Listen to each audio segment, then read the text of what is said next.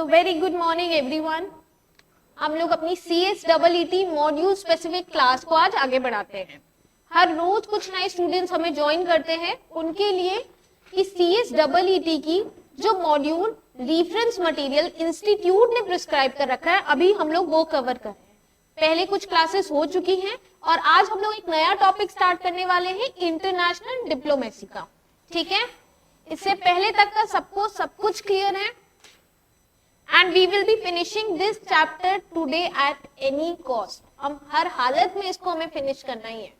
ठीक है, starting with quad leaders. बहुत सारे इंटरनेशनल ग्रुप हम लोग ने पढ़ रखे हैं, जैसे क्या क्या मॉड्यूल में हम लोग ने पढ़ा है। International organisation, international bodies module में हमने कवर अप कर रखी हैं, वो क्या क्या पढ़ रखी हैं। G7, G20, उसके अलावा ब्रिक्स के अलावा ASEAN, SAARC, bay of Bengal वाला क्या था? It is BIMSTEC. बिम्स्टेक के अलावा हमने IMF कवर किया है, और क्या किया है? तो वो तो रेगुलेटरी बॉडीज है ना, RBI वगैरह। इंटरनेशनल बॉडीज जो हम लोग ने ग्रुप्स पढ़ रखे हैं, आई थिंक इतना किया है। इसके अलावा हो सकता है एक दो और कवर अप हो। अपार्ट फ्रॉम दिस SCO भी हम लोग ने कवर कर रखा है, शंघाई कोऑपरेशन ऑर्गेनाइजेशन। इतने सारे ग्रुप्स कवर किए हैं। एक नया ग्रुप जो अब तक की मॉड्यूल में नहीं कवर था पर क्वेश्चन एग्जाम में आता था, तो इन लोग ने क्या किया, इस बार से वो मॉड्यूल में ही डाल दिया। तो वो ग्रुप क्या है? क्वाड ग्रुप है।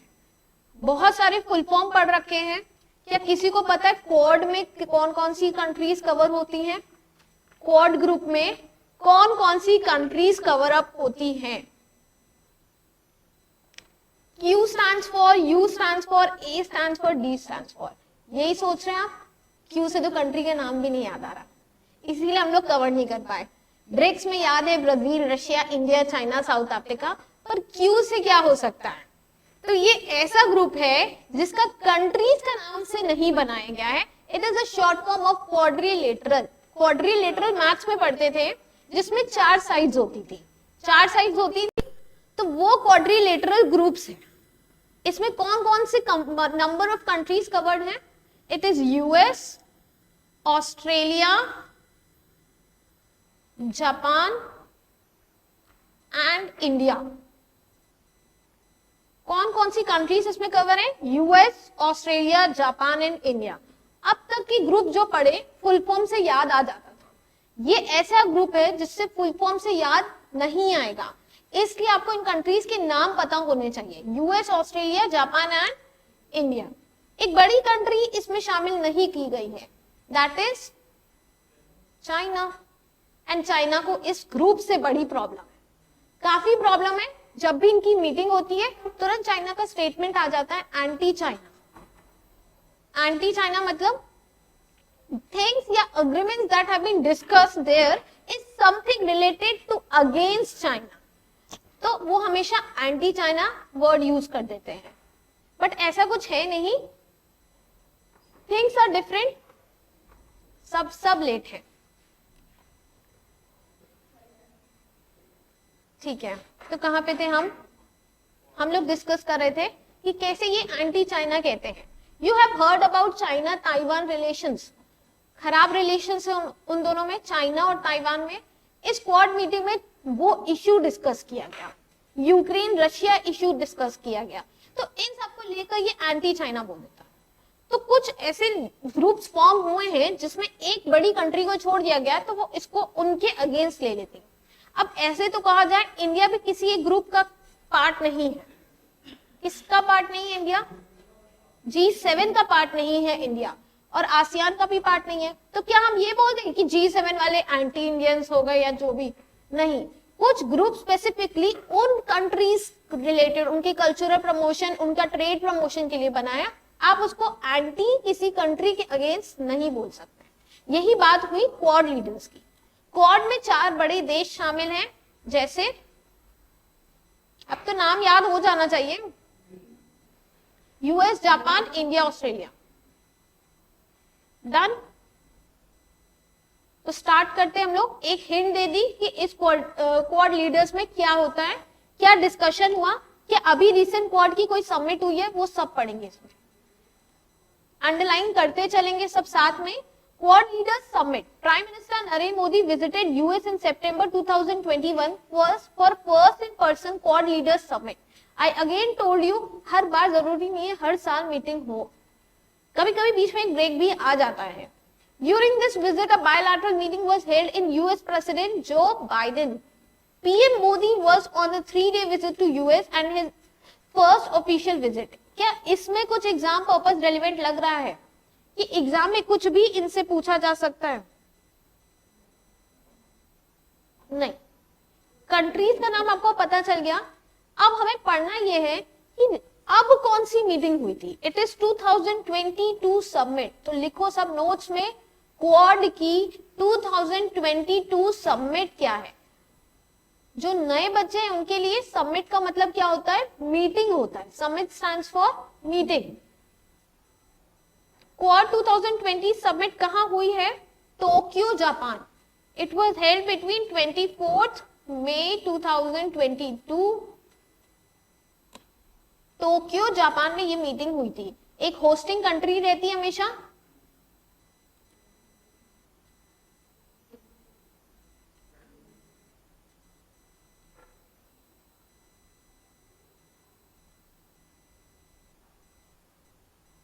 टू 2023 की समिट कहां होने वाली है? It will be held in Australia.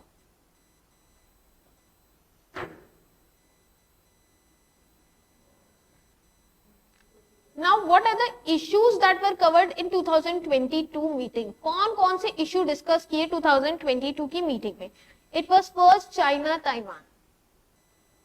China Taiwan ये इश्यू डिस्कस किया गया था। सेकेंड इज नॉर्थ कोरिया के बारे में सबने सुना है। नॉर्थ कोरिया कभी ना कभी वो तो हाईलाइट हो ही जाता है। तो उनकी किसी मिसाइल के बारे में भी वहां पे डिस्कशन हुआ था, नॉर्थ कोरियन मिसाइल के बारे में। ये China and north Korea something जो एशिया में बड़े हाईलाइटेड है समय। और फिर पाकिस्तान तो है ही, उसको कैसे भूल सकते हैं। नया और क्या था, Ukraine Russia relations, Ukraine and Russia.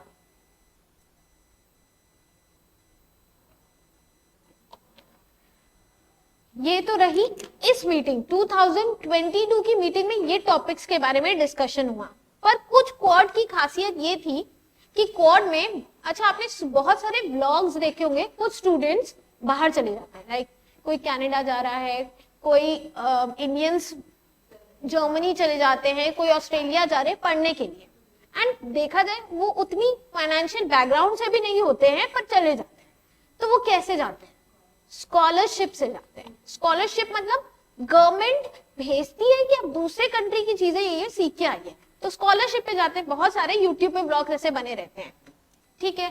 तो इस क्वाड लीडर में भी बहुत खास खासियत है कि 100 students from each country, 4 countries हैं इसमें, 100 students from each country US में जाके ग्रेजुएट हो सकते हैं। अच्छी चीज है कि नहीं? उसके लिए एप्लीकेशंस लगाना पड़ता है, आपका मेरिट देखा जाता है कि बेस्ट 100 लेंगे, वो तो ऐसी थोड़ी फर्स्ट 100 ले लेंगे। बेस्ट 100 लेंगे तो मेरिट देखना है कि जो मेरिटोरियस स्टूडेंट होते हैं वो ही भेजेंगे। तो 100 students from each country US जाते हैं एंड वहां पे ग्रेजुएट हो सकते हैं। कुछ स्पेसिफाइड डिग्रीज होती है, उन्हीं में ग्रेजुएट हो सकते हैं और स्पेसिफाइड कॉलेजेस में। दूसरी अच्छी चीज है, वैक्सीन की पार्टनरशिप की थी। वैक्सीन की पार्टनरशिप मतलब इंडिया वैक्सीन बना रहा था और भी देश बना रहे थे, तो फ्री मतलब आपस में इन वैक्सीन को ट्रेड किया गया। नेक्स्ट थर्ड चीज क्या है, इंटरनेशनल ट्रेड को प्रमोट किया गया। तो क्वाड की बहुत अच्छी खासियत भी है। स्पेसिफिकली ये 100 स्टूडेंट्स वाला सबके मन में आया होगा, यार हमें स्कॉलरशिप मिल जाए, हम भी चले जाए यहाँ पे। आया कि नहीं आया? एप्लीकेशन डालना, रैंकिंग लाना पड़ेगा उसके लिए, ठीक है। CSEET दे देते, एग्जीक्यूटिव में रैंक ले आएंगे। Done. So we are moving on. इसमें कुछ और नहीं था, हम लोग ने 100 स्टूडेंट्स वाली बात देख ली, वैक्सीन की पार्टनरशिप देख ली, 100 students from each country US में जाके ग्रेजुएट हो सकते हैं। कुछ स्पेसिफाइड डिग्रीज होती है, उन्हीं में ग्रेजुएट हो सकते हैं। और स्पेसिफाइड कॉलेजेस में। दूसरी अच्छी चीज है, और एक बड़ा मुद्दा जिसके लिए एक्चुअली ये बना है, जो चाइना जो कहता है कि ये एंटी चाइना है, उसका बड़ा रीजन क्या है कि जो ये पैसिफिक ओशन में जो साउथ चाइना सी वाला एरिया है उसमें चाइना बहुत डोमिनेंस कर रखा है। डोमिनेंस मतलब एक तरीके से अपनी चलाता है, तो वहां पे फ्री इंटरनेशनल ट्रेड हो नहीं पा रहा था। उस चीज को देखते हुए ये बड़े चार नेशन गैदर होते हैं और ये इंडो पैसिफिक एरिया जो है, जो इंडो पैसिफिक एरिया है, उस रीजन को सिक्योर करने के लिए बना है। तो चाइना कहीं ना कहीं अपने आप ले लेता है कि मेरे अगेंस्ट सब बन रहा है, ये लोग की गुटबाजी जो चल रही है वो मेरे ही अगेंस्ट चल रही है। डन। फिर इसके अलावा स्पेस कोऑपरेशन को लेकर क्वाड लीडर्स आपस में डिस्कस करते हैं। स्पेस कोऑपरेशन में स्पेस एक्स के याद आ गया। फिर स्पेस एक्स के ओनर, मतलब उस कंपनी के ओनर कौन है? Elon Musk. तो नया पढ़ते पढ़ते पुराना नहीं भूलना है, सबको पुराना भी याद रहना चाहिए। ठीक है, नेक्स्ट इंफ्रास्ट्रक्चर पे डील हुई, क्लाइमेट चेंज पे डील हुई। आगे बढ़ते हुए वेरी इंपॉर्टेंट, बहुत छोटी सी चीज है बट एग्जाम पर्पस के लिए इंपॉर्टेंट है कि ये जो मैत्री सेतु ब्रिज बना है उसको वो किन दो कंट्री के बीच में है। Maitri Setu bridge is form by connecting which two countries? It is India and Bangladesh. India and Bangladesh.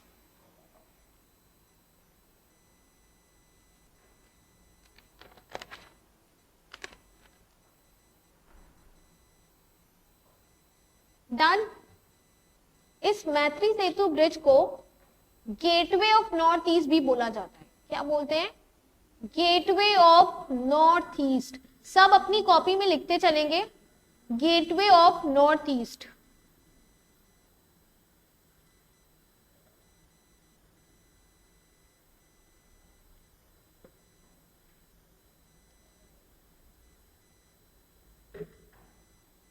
ठीक है, यहाँ पे एक टर्म हाईलाइट किया गया है, हालांकि एग्जाम के लिए तो कुछ रेलिवेंट नहीं है, बट डबल इंजन गवर्नमेंट का मतलब पता है क्या? सेम गवर्नमेंट होती है, वो तो वैसी भी गवर्नमेंट। बोलना कुछ चाह रहा है बट पॉइंट ऑफ व्यू समझ में आ गया। ठीक है, next anyone who can try double engine government. तो वैसे भी 2 टायर है, सेंट्रल अलग है, स्टेट अलग है। हमारे यहाँ एक्चुअल में तो 3 टायर सिस्टम है ना, हमारे यहाँ तो लोकल गवर्नमेंट भी है। डबल इंजन गवर्नमेंट क्या है? कहीं ना कहीं वो सही बोला है, बस अपनी बात को रख नहीं पा रहा। दोनों ही गवर्नमेंट एक ही पार्टी से बिलोंग कर रही है। हाँ, वो वर्ड मतलब वही होता है, एग्जामिनर को हर चीज समझानी पड़ती है। That is double engine government. दोनों government, state government as well as central government, दोनों एक ही पार्टी से जब बिलोंग करते हैं तो उसको डबल इंजन गवर्नमेंट करते हैं। क्यों ये इतना इंपॉर्टेंट है किसी स्टेट के डेवलपमेंट में? जैसे सपोज ये यूपी है एंड ये सेंट्रल गवर्नमेंट है। सेंट्रल में कौन है? Prime minister Narendra Modi. Belongs to which party? BJP. ठीक है, यूपी में कौन है? योगी आदित्यनाथ। ये किस पार्टी से बिलोंग करते हैं? बीजेपी। अब दोनों एक ही पार्टी से बिलोंग कर रहे हैं तो ये हो गई डबल इंजन गवर्नमेंट। इसका मतलब ये है कि अगर नरेंद्र मोदी प्राइम मिनिस्टर ने कुछ पास किया कि यूपी में ये होगा, तो योगी आदित्यनाथ उसको कभी अगेंस्ट में नहीं ले जाएंगे। दोनों एक पार्टी के हैं, दोनों की एक ही आइडियोलॉजी है। वो क्यों जाएंगे कि नरेंद्र मोदी से कहेंगे नहीं मोदी जी हम आपकी बात नहीं सुन सकते? ऐसा हो ही नहीं सकता। दैट इज, बट सपोज एक स्टेट और ये सपोज पंजाब में इस समय कौन सी पार्टी में है? आम आदमी party. And central government BJP. अब नरेंद्र मोदी कुछ कहते हैं कि आप में ये होना चाहिए, सॉरी पंजाब में ये होना चाहिए बोला है, मैंडेटरी नहीं किया है। इनका मन, कहेंगे हमारा स्टेट है हम देख लेंगे, जरूरी नहीं है एग्जैक्टली इंप्लीमेंट कर दे। सेंट्रल गवर्नमेंट के ऑर्डर्स को कर सकते हैं पर सेंट्रल गवर्नमेंट की सजेशंस को वो उतना सीरियसली नहीं लेंगे। तो दैट इज कि यहाँ पे इंजन डिफरेंट है, मतलब यहाँ पे कोई हैंडल कर रहा है, यहाँ पे कोई हैंडल कर रहा है। अब समझ में आ गया डबल इंजन गवर्नमेंट क्या होती है? तो इनका ये कहना था क्योंकि नॉर्थ ईस्ट में अब क्या आ गई है? बीजेपी की गवर्नमेंट आ गई है, पहले नहीं थी। तो अब जब दोनों ही एक ही पार्टी के बिलोंग कर रहे हैं तो अच्छा प्रोग्रेस हो सकता है। तो ये ब्रिज उसी का रिजल्ट है, डबल इंजन गवर्नमेंट। क्लियर है सबको?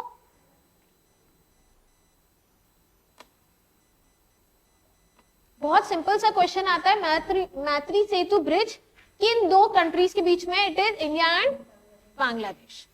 नेक्स्ट, ये बांग्लादेश विजिट पे गए थे, उनकी विजिट है। ब्रिक्स मीटिंग ऑलरेडी हमने कवर कर रखी है, जो ब्रिक्स एट द रेट 15 की बात हुई थी। कब हुई थी? BRICS at the rate 15।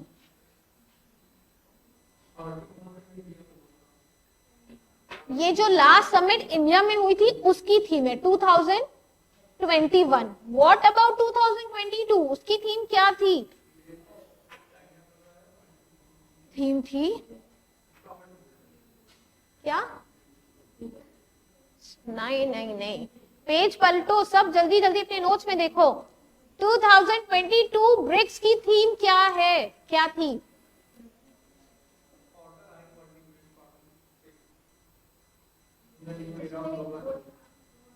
उसमें वो कुछ वर्ड क्या था? यस, अशर करके कुछ वर्ड्स आए थे, पोस्टर करके था।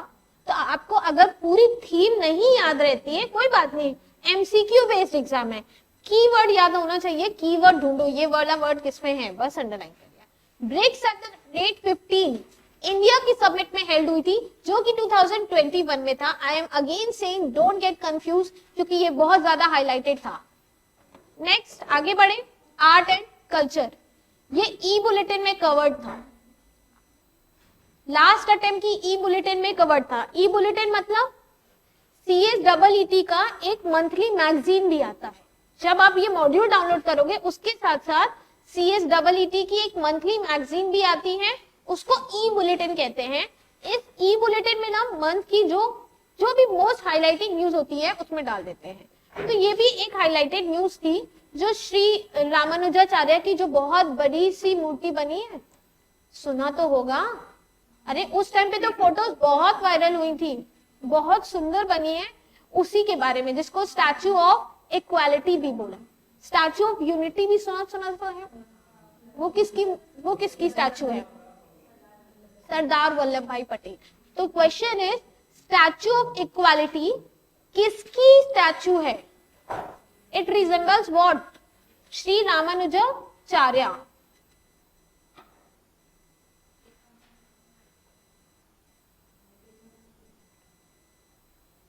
अब क्या करना है, एग्जाम में क्या क्या आ सकता है, ये क्वेश्चन तो बहुत इंपॉर्टेंट है, क्योंकि जब ई बुलेटिन में भी कवर हो जा रहा है और मॉड्यूल में, तो आप समझ सकते हो कि इंस्टीट्यूट कितना फोकस कर रहा है इसके ऊपर। दो जगह कवर कर रखा है।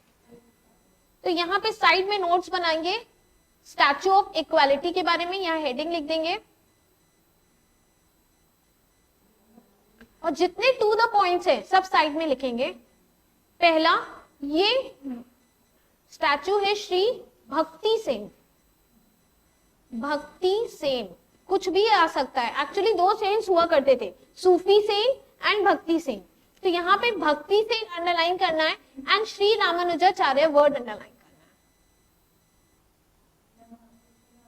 बहुत शॉर्ट में लिखेंगे, क्योंकि नोट्स आपके हैं, आपको समझ में आना चाहिए। इतना सजा के मत लिखो कि दोस्त को इंप्रेस करने के चक्कर में कि ये देखो मेरे नोट्स हैं, भले नंबर कुछ ना है उससे।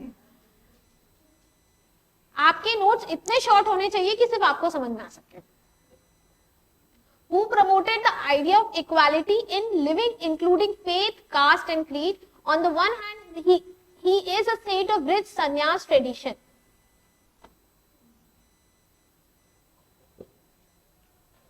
अब इस लाइन को अंडरलाइन करेंगे, a shining inspiration for the unity and integrity of India. अब इस वर्ड से आपको पूछा जा सकता है, prime minister has address this personality as this, तो identify, it is Shri Ramanujacharya.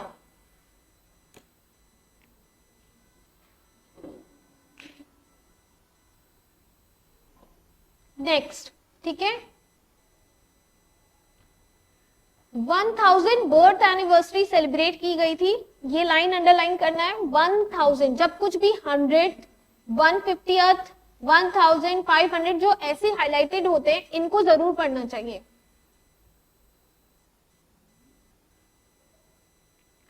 अब यहाँ पे एक चीज लिख लो, मेटल्स।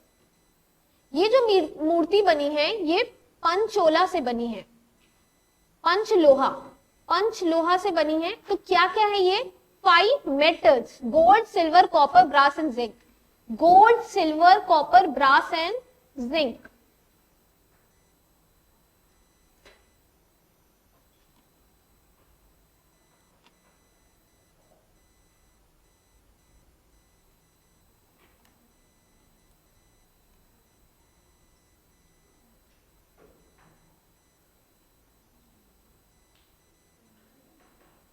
क्या सबको समझ में आ रहा है ये पॉइंट मेटल वाली?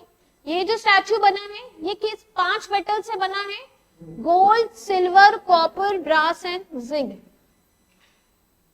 height of the statue is 216 feet, 216 feet.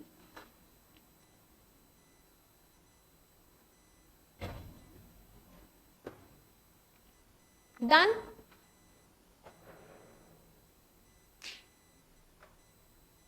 तो यहाँ पे उनके बारे में एक डिटेल दिया हुआ है। डायरेक्टली आएंगे सीधे नवरत्न पे। इन्होंने 9 स्क्रिप्चर्स लिखी हैं, बस ये अंडरलाइन कर लो, 9 के 9 याद मत करना। कितने स्क्रिप्चर्स हैं? 9 scriptures.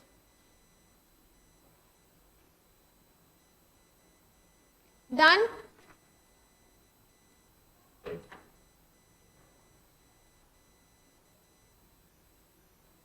Mostly important points highlight हो गए हैं, पर तब भी इसमें रीड फुल वंस लिख लो, क्योंकि ये टॉपिक 2 जगह कवर्ड है। एक बार क्विक रीडिंग कर लेना, हो सकता है कोई और खास चीज मिल जाए, पर जितने इंपॉर्टेंट पॉइंट्स है वो अंडरलाइंड है।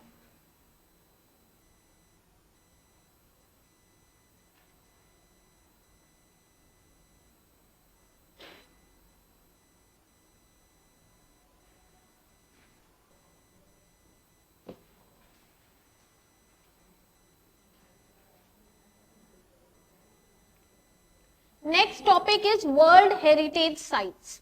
वर्ल्ड हेरिटेज साइट्स मतलब वर्ल्ड में कुछ आर्किटेक्चर्स ऐसे हैं जिनको सेव करना है कि गवर्नमेंट जो भी है प्रोग्रेस के नाम पे, डेवलपमेंट के नाम पे उनको डिस्ट्रॉय ना कर सके। तो क्या करते हैं, उनको वर्ल्ड हेरिटेज लिस्ट में डाल देंगे, इनका प्रोटेक्शन वो करते हैं। और इसको आप खराब नहीं कर सकते, बिकॉज हिस्टोरिकली इनकी ग्रेट इंपॉर्टेंस होती है। Due to great historical importance इनको इस लिस्ट में डाला जाता है।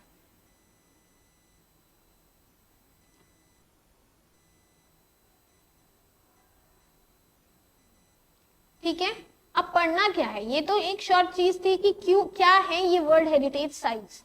तो ये वर्ल्ड हेरिटेज साइट्स अपनी हिस्ट्री में जो जितने ग्रेट आर्किटेक्चर्स हैं उनको प्रोटेक्ट करने के लिए इस लिस्ट में इनके नाम डाले जाते हैं। तो फिर इनको प्रोटेक्शन मिलता है और ये आगे गवर्नमेंट इनको डिस्ट्रॉय नहीं कर सकती। अब बात आई होयसाला टेम्पल। ये एक डायनेस्टी थी, वहां पे ये बहुत फेमस टेम्पल्स हैं जिनको अभी रिसेंटली इस लिस्ट के अंदर इंक्लूड किया गया। अब आपको सुनते ही क्वेश्चन दिमाग में आ जाएगा कि एग्जाम में क्या पूछा जा सकता है। डायनेस्टी का नाम पता होना चाहिए और कितने टेम्पल और कौन कौन से, ज्यादा नहीं होते हैं, जो रिसेंट अभी ज्वाइंट हुए सिर्फ उनको पढ़ना है, क्योंकि लिस्ट इतनी लंबी है कि आप पढ़ ही नहीं सकते कि सबकी सब याद हो जाए। हमें जो रिसेंट करंट अफेयर्स है, तो करंटली में जो चल रहा है वो पढ़ना है। ठीक है, तो इंडिया ने कौन से टेम्पल्स को नॉमिनेट किया है? Hoysala temples. Hoysala empire is ruled most what is now Karnataka. ये पॉइंट इंपॉर्टेंट हो गया कि होयसाला तो नाम समझ गए, पर उस समय ये नाम था, जैसे मगध है, ये सारे नाम आपने जो सुने थे ये पुराने, आज इंडियन स्टेट्स में ऐसे कोई नाम तो है नहीं। तो आज का ये क्या है? कर्नाटका है, आज का कर्नाटका।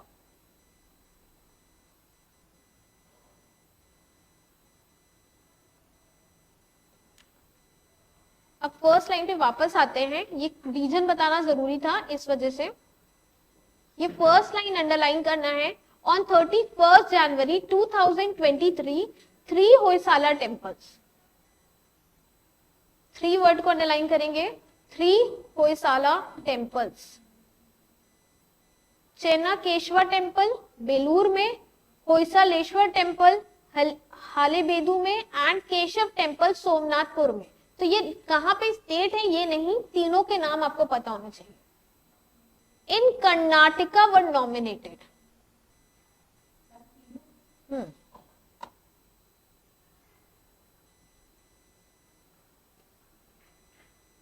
अभी क्या है, ये नॉमिनेटेड है, मिला नहीं है. नॉमिनेट का मतलब क्या है, इंडिया ने अपनी तरफ से इनको बताया कि ये हमारे यहाँ जो टेम्पल्स है, इनका जो आर्किटेक्चर है वो ग्रेट इंपॉर्टेंस का है, आप इसको कंसिडर करिए. नहीं होता तो करंट अफेयर्स में. हाँ, द होयसाला एम्पायर.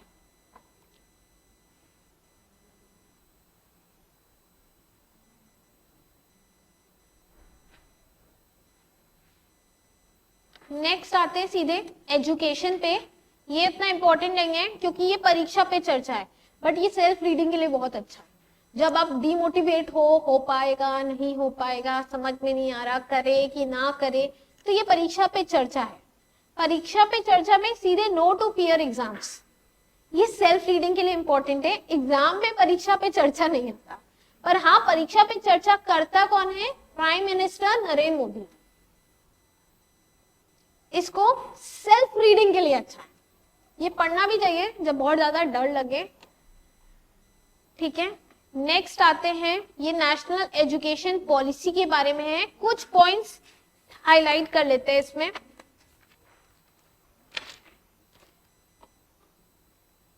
बहुत ही बेसिक चीजें दी गई है. यूनिवर्सल एक्सेस होना चाहिए, ensuring quality early education and care, बात रही ये सब की. बट एक चीज इसमें इंपॉर्टेंट थी, setting up of state school standards authority. State school standard authority मतलब एक स्कूल का स्टैंडर्ड भी देखेंगे, गवर्नमेंट चेक कर सकती है, उसमें कौन सी अथॉरिटी का नाम है, SSSA, state school standards authority.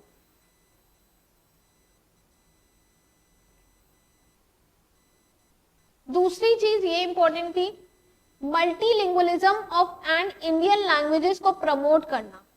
We are basically incline towards English, but अब मल्टीलिंगुअलिज्म मतलब हमारे यहाँ इतनी सारी लैंग्वेजेस बोली जाती हैं, अपनी अपनी लैंग्वेजेस को आप प्रमोट करिए. और भी बहुत सारी चीजें हैं बट एग्जाम पर्पस के लिए रेलिवेंट नहीं है, इसलिए इसको आगे बढ़ते हैं. And this is done. ये चैप्टर यही खत्म होता है. क्वेश्चंस पे आते हैं. 4 ही क्वेश्चन दिए गए हैं और आंसर्स भी हाईलाइटेड है. Frank Walter Steinmeier has been re-elected as the president of which country, Germany. Doctor Alka Jain has been appointed as first woman chairperson and managing director of ONGC. Who won the most expensive player sold in IPL? Ishan Kishan. कितने में खरीदा गया था? 15.25 crores. किस team से belong करते हैं Ishan Kishan? Mumbai Indians. IPL के बारे में मैम पूछिए, हम सब बता देंगे. Mumbai Indians. Statue of equality कहां पे सिचुएटेड है, इनॉग्रेट कहां हुई है, Hyderabad. And last, Hoysala temples कहां लोकेटेड है, कर्नाटका. अब आंसर कर पा रहे हो सब? We have done with chapter 1 finally. बहुत बड़ा चैप्टर था, बहुत स्कोरिंग था, बट सेकेंड चैप्टर उतना ही इजी है क्योंकि काफी कुछ कवर कर रखा है. RBI, SEBI we have already covered, पर फिर से अभी देखेंगे. कुछ खास चीजें हैं stock market related. And chapter 2 बहुत सिंपल है, इसको बहुत जल्दी खत्म कर सकते हैं. So we have to start today only chapter 2. Chapter 1 खत्म हुआ है, तो क्या कोई क्वेरीज, कोई क्वेश्चन किसी के पास है? साथ ही साथ बताते गए हैं कि एग्जाम में किस तरीके से पूछा जा सकता है. Lesson 2 is about financial affairs. Financial affairs में हम लोग कुछ रेगुलेटरी बॉडी कवर करे थे.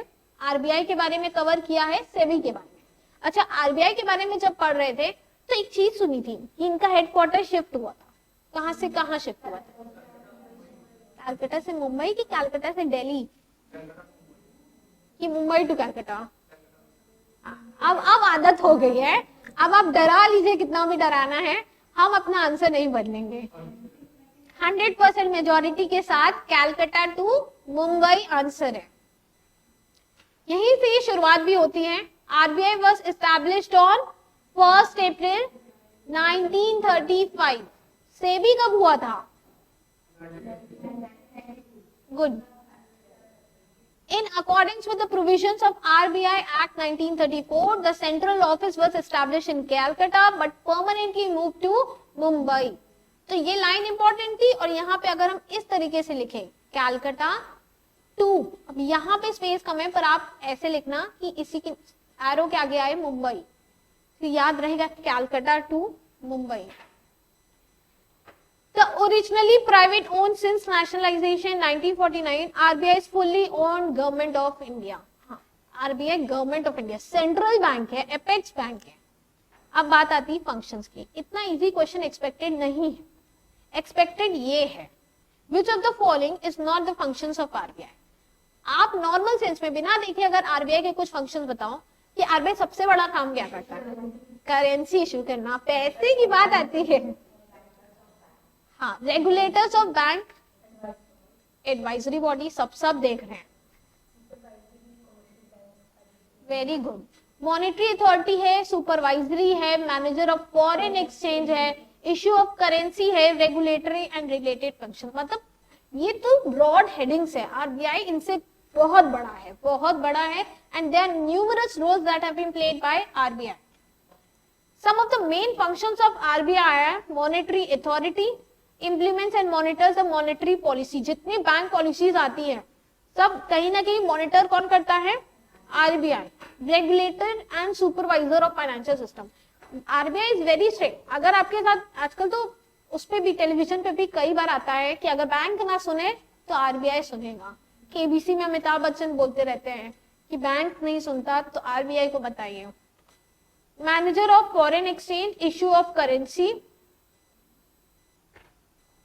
डेवलपमेंट रोल, ये इसको आपको लर्न करना पड़ेगा। भले ही सब्जेक्टिव बेस एग्जाम नहीं है, बट ऐसे लर्न करना है कि अगर 4 ऑप्शन आए तो 3 में से आपको आइडेंटिफाई करना है कि ये थे, ये थे, ये थे, ये वाला नहीं था उसमें, तो उसको एलिमिनेट करना तब आएगा जब आप ए बी सी डी में से चूज कर सको क्या क्या ऑप्शंस में था।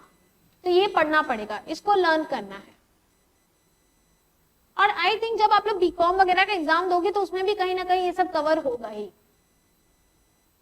नेक्स्ट आते हैं यूनियन बजट डिजिटल रूपी। इस बार का जब बजट आया था तो क्रिप्टो करेंसी बड़ा हाईलाइटेड था। क्रिप्टो करेंसी पता है क्या होता है? What is crypto currency?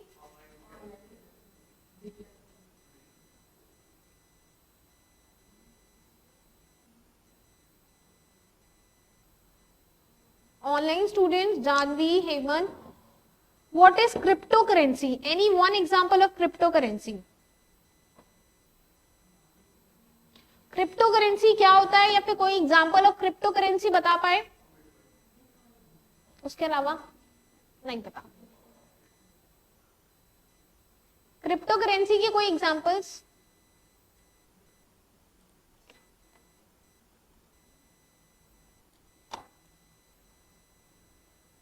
It is bitcoin.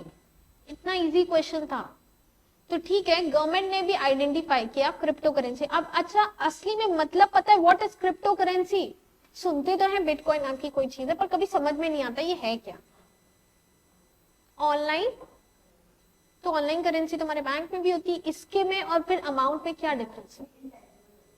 Intangible होता है। बैंक में भी जो हम लोग यूपीआई पेमेंट कर रहे हैं वो भी तो इंटैंजिबल है। यू आर करेक्ट, बट उसको किसी ना किसी बात से काटा जा रहा है, तो फिर आपको एग्जैक्टली बताना पड़ेगा कैसे वो डिफरेंट है। एब्सोल्युटली करेक्ट, और ये सबसे बड़ा डिफरेंस है। इसके पीछे आरबीआई है, क्रिप्टो करेंसी के पीछे नहीं। जो हमारे बैंक में पेमेंट रहता है या फिर हम लोग यूपीआई पेमेंट्स जो भी करते हैं, गूगल पे करते हैं, पेटीएम, फोन पे, जितने भी पेमेंट्स, ये जो करेंसी है इसके पीछे कौन है? आरबीआई। आरबीआई है। बट क्रिप्टो करेंसी जो हुआ उसके पीछे एक कोई रेगुलेटरी बॉडी नहीं है। सपोज कुछ फ्रॉड हो जाता है या कुछ दिक्कत है तो नोबडी विल बी आंसरेबल। ये रिस्की होता है क्रिप्टो करेंसी, क्योंकि इसके पीछे कोई बॉडी नहीं है। तो गवर्नमेंट ने इसको सीधे टैक्सेबल कर दिया। कितना % टैक्स लगाया है? बजट में आया था और शायद मैंने क्लास में 4 या 5 बार कवर किया है, हो सकता है आप लोग ना हो, पर जब से बजट रिलीज हुआ है 4 से 5 बार बताया क्रिप्टो करेंसी पे कितना %। अच्छा पूरा ही ले लेंगे, ले लो। मतलब टैक्स की भी तो लिमिट होती है, 100% टैक्स, जो कमाया लाके दे दो। क्रिप्टो करेंसी पे कितना % टैक्स है? 30% टैक्स है, ये लिख लो आप कहीं, 30% टैक्स। अब बात आई ये टॉपिक की, जो ये टॉपिक कवर हम कर रहे हैं डिजिटल रूपी, तो गवर्नमेंट ने समझा कि लोग किसके पीछे जा रहे हैं? क्रिप्टो करेंसी के पीछे जा रहे हैं, तो वो अपना खुद का एक डिजिटल रूपी लेकर आएंगे। Government identify the need of people are going towards crypto currency, तो उन्होंने कहा कि हम खुद का डिजिटल रूपी लेकर आएंगे, दैट इज डिजिटल रूपी। तो इसको बस रीड करना है। Presenting the union budget 2022-23, finance minister Nirmala Sitharaman announced the introduction of digital rupee in RBI in 2022 to boost the Indian economy. It will lead to more efficient and cheaper currency. ठीक है, इसमें ये डिजिटल रूपी वाली बात कहाँ कही थी? यूनियन बजट में कही गई थी। और कौन इंट्रोड्यूस करने वाला है? आरबीआई करेगी, आरबीआई करेगी। ये अभी इंट्रोड्यूस होगा, हुआ नहीं है, ठीक है। The announcement on the launch of digital rupee using blockchain issued by RBI will be familiarised in Indians with the benefit and efficiency of virtual currency and so on. अब बात आई फ्रॉड्स की। 2020 when COVID entered India, 2020 में Covid आया, लोग cash लेना देना बंद कर दिए क्योंकि लग रहा था कि कहीं ऐसे भी तो नहीं फैल सकता है, बहुत दिक्कत आ रही थी। बट सामान बेचे भी तो कैसे बेचे? पैसा तो लेना पड़ेगा। तो उसके लिए फिर वो शिफ्ट किए तुरंत ऑनलाइन मोड्स ऑफ पेमेंट। तो उसमें गूगल पे और बहुत सारे यूपीआई ट्रांजैक्शन बहुत इजीली फ्लरिश हो गए। ऐसा ही हुआ था, बट उसका फायदा कुछ फ्रॉडस्टर्स उठा रहे थे कि वो खुद का ऐप लेकर आते हैं, उसको प्रमोट करते हैं और उसमें फिर उनके साथ फ्रॉड होने लगा। तो जिस तरीके से आपकी इकोनॉमी ग्रो करेगी, आप ऑनलाइन शिफ्ट किए, फ्रॉड भी बढ़ गए। तो उस चीज को गवर्नमेंट लेकर आई थी be aware, a booklet on modus operandi of financial frauds. ये एक प्रोग्राम लाया गया कि कस्टमर्स, कंज्यूमर्स को, जो हमारे बैंक के कस्टमर्स हैं, उनको अवेयर करने के लिए कि आप जो भी एप्लीकेशंस यूज करो वो सेफ रहे, वो ऐसा फ्रॉडस्टर्स के साथ उसके जाल में ना फंस जाए। The Reserve Bank of India has released a booklet of Be Aware. ऐसा सोशल नेटवर्किंग साइट में होता है। एंड सच बताए मेरे खुद के साथ हुआ है, बहुत ही मतलब अनजान साइट थी and I have placed an order. इतना पढ़ने के बाद मेरे साथ फिर भी हो गया, ध्यान ही नहीं गया, खोला कुछ था फ्लिपकार्ट, अमेजॉन और पता नहीं कौन सी साइट खोली और उसके बाद ऑर्डर भी प्लेस हो गया and card payment. Generally we do cash on delivery, but क्या हुआ कि पेमेंट भी कर दिया। 10 दिन बीत गए, 15 दिन बीत गए, कभी आया ही नहीं पार्सल। फिर हुआ ये कि उनकी वेबसाइट पर रिव्यू पढ़ा, तो मेरा दुख तो कम तब हुआ जब किसी का 9,000 का फोन नहीं आया था। मतलब होता है ना ऐसे ह्यूमन नेचर, अपना दुख दुख होता है पर दूसरे का दुख सुन के अपना दुख कम लगने लगता है। मेरे साथ भी हुआ, my amount was very low, चलो ठीक है, गया गया। अब उसको क्लेम करने के चक्कर में उन कस्टमर केयर पे फोन भी उठता है। उन्होंने कहा मेरा ऐप डाउनलोड करके उस पर कंप्लेन कर दीजिए।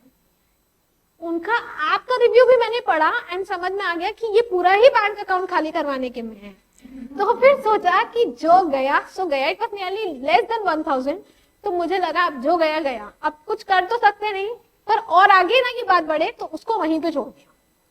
पर जिसका 9000 का मोबाइल बुक किया गया था उसका नहीं पहुंचा, उसका दुख सोच के मुझे लिटरली लग रहा था बच गए। ठीक है, तो ऑनलाइन इसीलिए आता है and literally many people scolded me कि खुद पढ़ाती हो, खुद होता है, इतना कुछ अवेयर करती हो लोगों को, खुद के साथ कर दिया। तो वही होता है ना, विनाश काले विपरीत बुद्धि। मेरे साथ कुछ ऐसा ही हुआ था। बी अवेयर इसी पे आए। रिजर्व बैंक ऑफ इंडिया ने रिलीज करी थी booklet be aware on the common modus operandi used by fraudsters and precautions to be taken while carrying out various financial transactions. The surge in the digital modes of payments witness the past few years. सीधे यहाँ पे आएंगे, एक word underline करवाना है इसमें, robust करके है,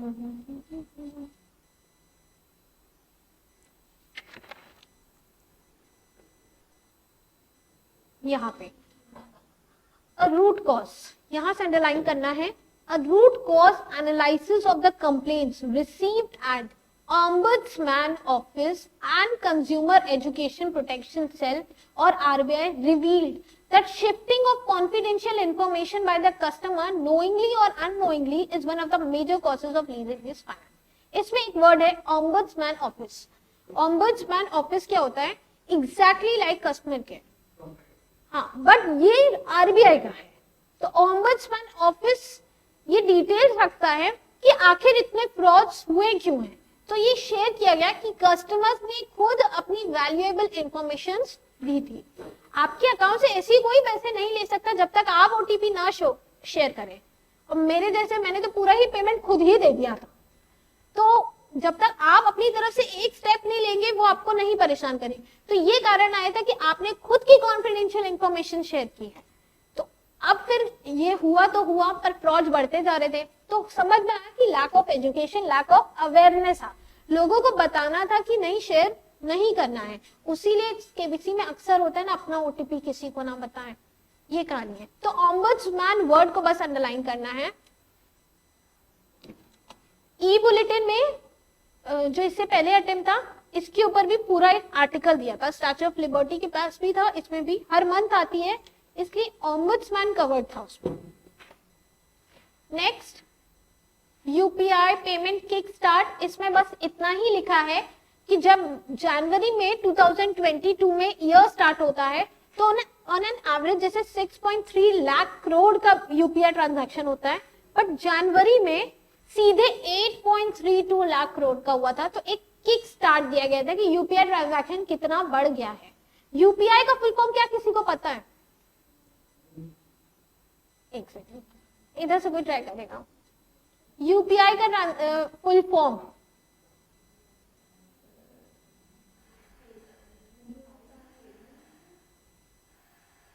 यूपी, अब आई वाला याद नहीं आ रहा, आई से इंटरफेस, यूनिफाइड पेमेंट इंटरफेस। तो यूपीआई का फुल फॉर्म अंडरलाइन करेंगे, यूनिफाइड पेमेंट इंटरफेस। ठीक है,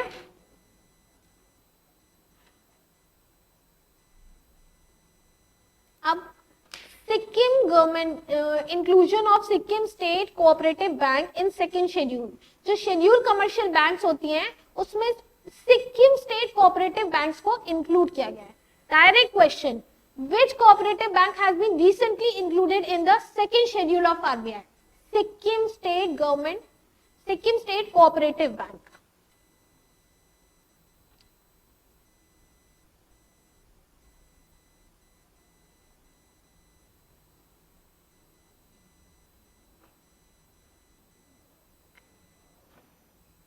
डन। यहाँ पे ई रूपी लॉन्चिंग की बात की गई है, ई रूपी लॉन्चिंग। अब इसके बाद सीधे आते हैं फाइनेंशियल इंक्लूजन इंडेक्स पे। लास्ट टॉपिक है आई थिंक ये फाइनेंशियल इंक्लूजन। एक टॉपिक और बचा, भी हो जाएगा आज कंप्लीट। दो ही टॉपिक हैं, फाइनेंशियल इंक्लूजन इंडेक्स।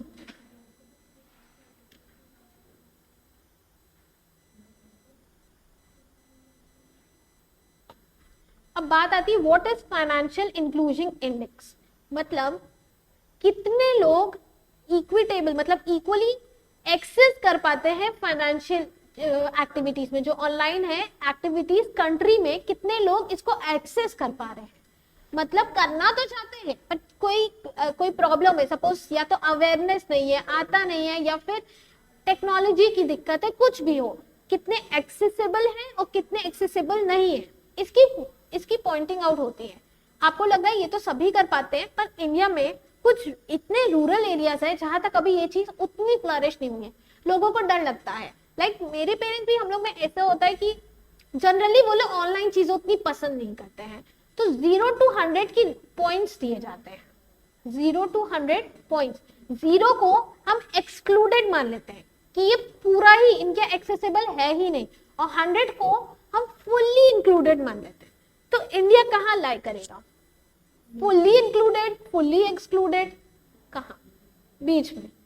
तो India is somewhere in middle, absolutely correct कि हाँ हम बीच में है, ना फुली इंक्लूडेड है ना फुली एक्सक्लूडेड है। उसके बारे में पढ़ेंगे क्या है ये। अब एक चीज और, ये जो इंडेक्स है वो हर मंथ जुलाई में आता है। कब आता है? जुलाई में।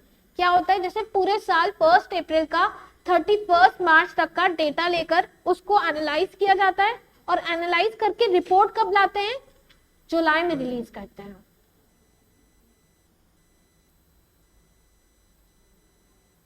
जो इंपॉर्टेंट चीजें हम लोग सिर्फ वही पढ़ रहे हैं, इसमें एक्चुअल में 97 इंडिकेटर्स है। लाइक होता है चेक बॉक्स होता है, चलो ये है टिक, ये है टिक, ऐसे 97 इंडिकेटर्स हैं इसमें, जिसको मेजर करा जाता है कि हम किस कैटेगरी में डालें, एक्सेसिबल कि नॉट एक्सेसिबल। उसके बाद एक इंपॉर्टेंट पॉइंट ये है कि इन्होंने कोई बेस ईयर नहीं लिया है। बेस ईयर होता है इससे कंपैरिजन किया जाता है, बेस ईयर है ही नहीं, there is no base year. The FI index has been constructed without any base year. इनके 3 ब्रॉड पैरामीटर्स होते हैं।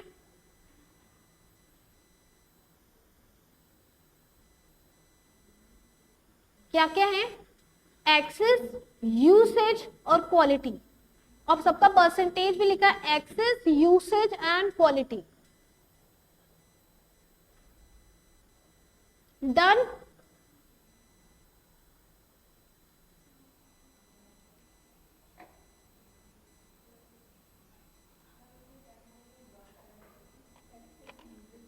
सेवन इंडिकेटर्स है और 3 बड़े पैरामीटर्स है कि 3 ब्रॉड कैटेगरीज में देखा जाता है। तो यहाँ पे लिखा है एक्सेस, यूसेज एंड क्वालिटी। इन 3 ब्रॉड पैरामीटर से इसको मेजर करा जाता है, तब हम पॉइंट्स देते हैं 0 to 100।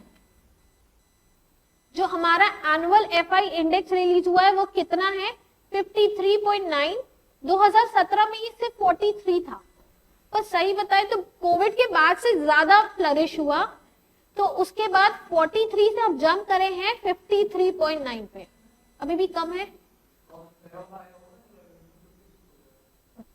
श्योर, उसको देख लेना एक बार कंफर्म करके, तब 2022 का लिखना। Done.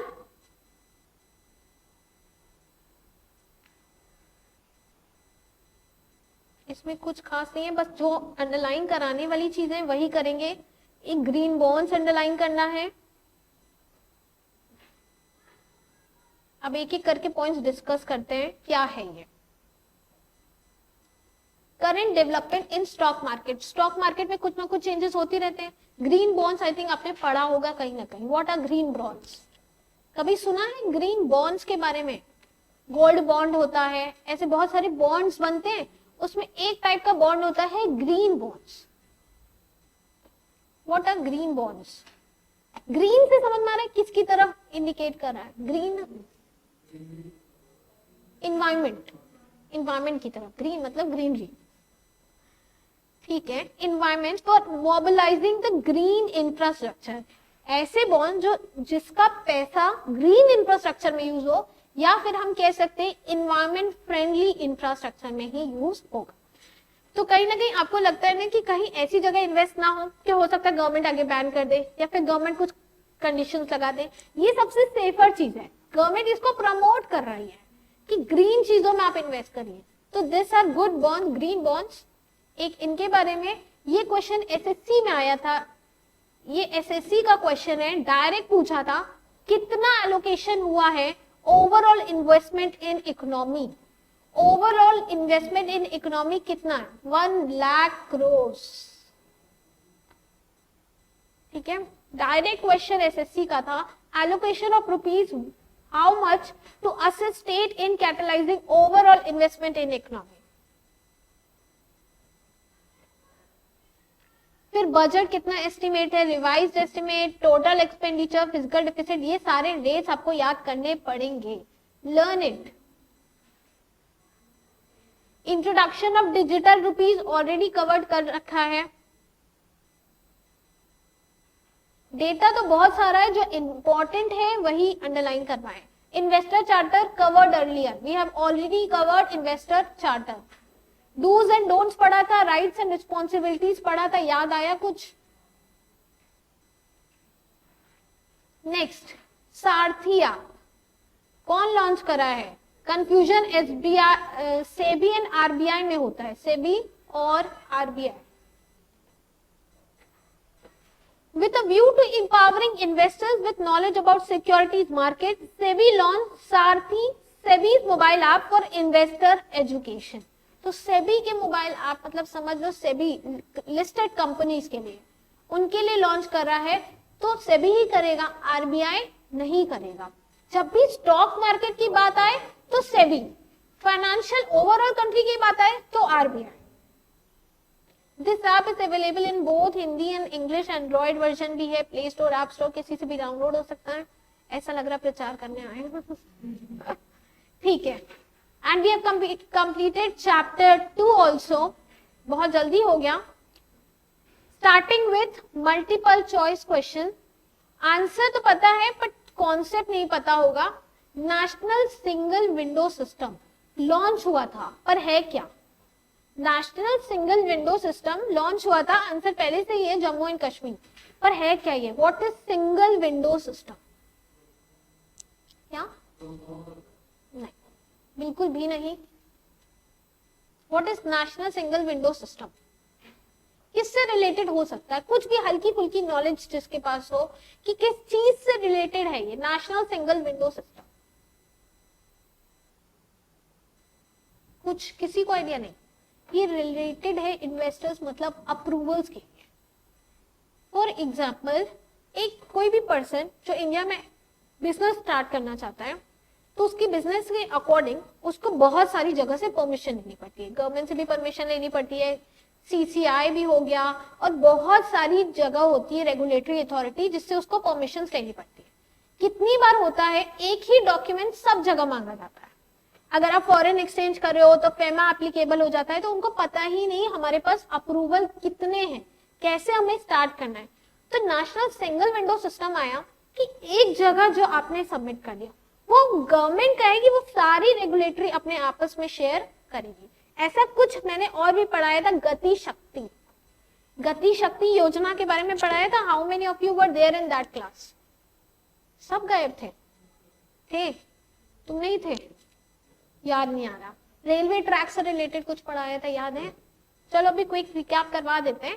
But national single window system क्या था कि जब अप्रूवल बहुत जगह से रिक्वायर होता है तो इतनी उलझी जगह पे कोई बिजनेस स्टार्ट करना ही नहीं चाहता है। तो लोग क्या कहते हैं कि हम हर जगह से गलत अप्रूवल देते रहेंगे तो काम कब करेंगे? तो इसलिए ये सिस्टम लेकर आए नेशनल सिंगल विंडो सिस्टम। अभी कहाँ लॉन्च है? जम्मू एंड कश्मीर। एसबीआई ने अपना आईएमपीएस ट्रांजैक्शन 2 लाख से 5 लाख कर दिया है, 2 लाख से 5 लाख। आईएमपीएस ट्रांजैक्शन क्या होता है? What is IMPS? IM stands for immediate, P stands for transaction से रिलेटेड है, तो P किससे होगा? पेमेंट, और S stands for या सर्विस या सिस्टम। तो IMPS इमीडिएट पेमेंट सिस्टम, ये 2 लाख से 5 लाख किसका हुआ है? SBI का। डन। IMF ने वर्ल्ड इकोनॉमिक आउटलुक अक्टूबर के निकाली थी 9.5, ये 2021 का दिया है। फिर SBI chairman former Rajneesh Kumar has been appointed as economic adviser of Andhra Pradesh. Former की बात हुई है तो बात कर लेते हैं करंट की कौन है? Who is current chairman of SBI? Governor of RBI याद है कि नहीं? Very good, Shaktikanta Das. तो SBI के दिनेश कुमार खरा, दिनेश कुमार खरा।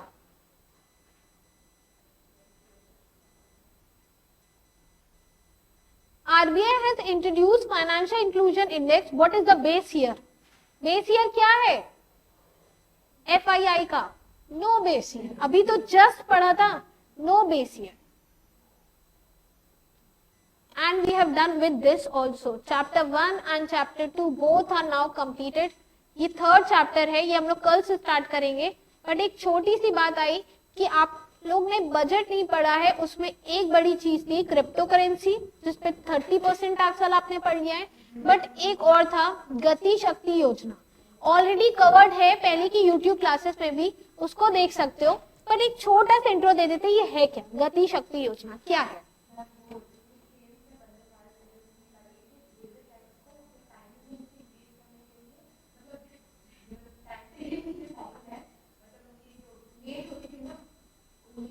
बिल्कुल गलत, पता नहीं कहां सुन लिया ये, एकदम भी नहीं. गति मतलब स्पीड होता है, पर ट्रेन की स्पीड इंक्रीज नहीं की गई है. नेक्स्ट कोई और गति शक्ति योजना? कुछ नहीं, रहने दो, और कोई मत ट्राई करना. अब मैं बता देती हूँ व्हाट इज गति शक्ति योजना. कि पहले क्या होता था कि एक एग्जाम्पल से समझाया था, आज भी वही एग्जाम्पल से समझेंगे. हुआ क्या कि गवर्नमेंट एक रोड बनाने का कॉन्ट्रैक्ट दे देती है, तो रोड वाले आए एंड रोड बना के चले गए. उन्होंने क्या कर दिया, कॉन्ट्रैक्ट अपना दिखा दिया, काम हो गया पूरा. अब दूसरे आते हैं, उनको एलपीजी सप्लाई में कुछ पाइप की गड़बड़ी समझ में आई है, जो रोड के नीचे होती थी. याद आ रहा है, याद आया. एलपीजी सप्लाई वाले थे, उनको ऑर्डर दिया गया कि वो जो पाइपलाइंस हैं, जो रोड के नीचे पाइपलाइंस गई हैं, वो उसमें कुछ खराबी, आप उसको सही करिए. वो लोग भी आते हैं, अपना काम पूरा करते हैं, फटाफट गड्ढा खोदा, पाइप ठीक की, गड्ढे को भर दिए और चले गए. अब वापस मंत्री जी आते हैं, वो चलते हैं, देखे ना दोनों के कॉन्ट्रैक्ट सब पूरे हो चुके हैं, पर रोड ही नहीं सही दिखे उनको. रोड वालों ने प्रॉपरली काम किया, एलपीजी वाले ने प्रॉपरली काम किया, तो सबने प्रॉपर काम किया. तो दिक्कत किसमें आई? दिक्कत आई है कोऑर्डिनेशन में. कोऑर्डिनेशन खराब हुआ, दैट मींस कि पहले काम एलपीजी वाला होना चाहिए था, बाद में काम रोड वाला होना चाहिए था. तो सारा काम भी हो जाता और प्रोजेक्ट भी पूरा हो जाता. पैसा वेस्ट, कॉस्ट वेस्ट हुआ, टाइम वेस्ट हुआ. अब सफर कौन किया? पब्लिक सफर की है, पब्लिक सफर की है. तो इस चीज को एक एग्जाम्पल से समझा है, पर ये बहुत बड़े लेवल पे होती है. बड़े लेवल पे मतलब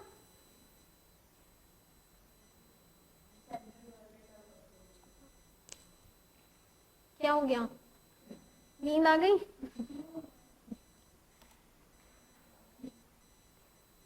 एग्जाम भी फिर सुला देगा अच्छे से. ठीक है, तो सफर पब्लिक करती है. गवर्नमेंट ने रियलाइज किया कि डिपार्टमेंट में कोऑर्डिनेशन अच्छा नहीं है, इस वजह से हम सक्सेसफुल नहीं हो पा रहे, तो प्रोग्राम आता है गति शक्ति. अब एक और एग्जांपल दिया था कि हमें अब रेलवे ट्रैक्स डलवानी है. पहले क्या होता था, ऑफिसर्स जाते थे, सर्वे करते थे कि कोई बीच में विलेज तो नहीं आ रहा, रेलवे ट्रैक डल रही है, किसी का घर तो नहीं है, सब चीज एनालाइज होती है, बहुत ज्यादा टाइम लगता है. अब हेल्प लो इसरो से. इसरो से मतलब सैटेलाइट से फोटो दिखाओ, क्या रेलवे ट्रैक के लिए लाइन क्लियर है, क्या क्या दिक्कत है, वो खुद इमेज भेज देगा. तो ये सारी टेक्नोलॉजी का यूज करके टाइम से पहले प्रोजेक्ट कंप्लीट हो सकता है, कॉस्ट कम रख सकती है. और जब एक डिपार्टमेंट गवर्नमेंट का है, दूसरा डिपार्टमेंट गवर्नमेंट का है, तो हम उसका यूज क्यों नहीं कर रहे? कोई एंटी अपोजिशन पार्टी का डिपार्टमेंट तो है नहीं, दोनों गवर्नमेंट डिपार्टमेंट्स हैं, तो why we are not full pledging our resources. उस चीज को ध्यान में देते हुए एंड रिसोर्सेज का फुल यूटिलाइजेशन करते हुए आया गति शक्ति योजना. याद आ गया सबको? क्लियर है व्हाट इज गति शक्ति? और भी बहुत चीजें थी बजट में, जिसमें अमृत काल के बारे में बात हुआ है. बजट जरूर पढ़ के जाना है. अमृत काल क्या था कि हम लोग 75th इंडिपेंडेंस ईयर बनाए हैं, बचे हुए 25 साल को टाइम दिया गया है अमृत काल का. अमृत काल that is 25 years to 100 years of independence. उसको 25 साल अभी बचे हैं, इसलिए उस पीरियड को अमृत काल बोला गया है. कि हम 100वीं एनिवर्सरी जो हम बनाएंगे, 100वां इंडिपेंडेंस डे जो मनाएंगे, तब तक क्या क्या काम करने हैं, दैट इज अमृत काल. ठीक है, छोटी छोटी बातें हैं बजट में हाईलाइटेड थी. तो अभी तो फिलहाल मॉड्यूल स्पेसिफिक क्लास चल रही है, बजट का ऑलरेडी यूट्यूब पे पूरा अपलोडेड है, वो देख सकते हो आप. ठीक है, so we have completed it for today chapter 1 and 2. हम लोग थर्ड चैप्टर के लिए कल मिलेंगे. एंड आई थिंक बहुत जल्दी जल्दी बाकी 2 चैप्टर भी हो जाएंगे। सबसे बड़ा चैप्टर आराम से कवर किया है, उसमें कोई भी क्वेरी होगी प्लीज बताइएगा। Okay, thank you, winding up for today. कल मिलते हैं।